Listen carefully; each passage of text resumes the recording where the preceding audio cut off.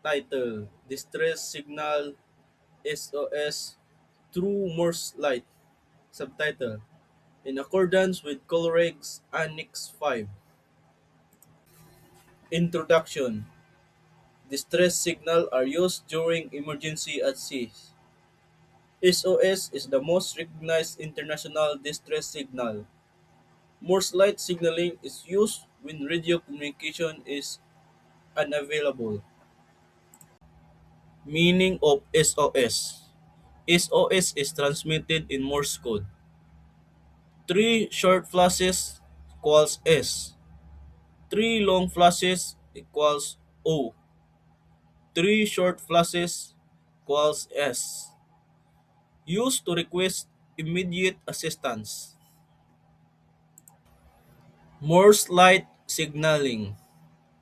Morse light uses flashing lamps or signal lights.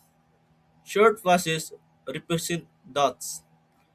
Long flashes represent dashes. Visible over long distance at sea. Colregs Annex 4 International Maritime Organization Colregs Annex 4 lists approved distress signals.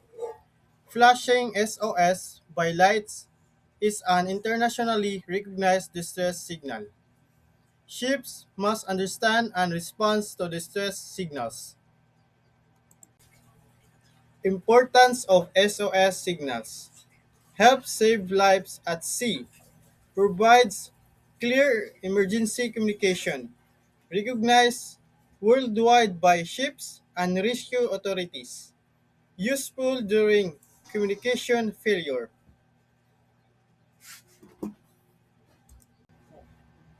Example of SOS transmission sequence: short, short, short, long, long, long, short, short, short. Visual. Muna yung mga example sa visual, sir. Conclusion: SOS through Morse light remains an important maritime distress signal. It is officially recognized under Colregs Annex 4. Proper knowledge of distress signaling improves maritime safety.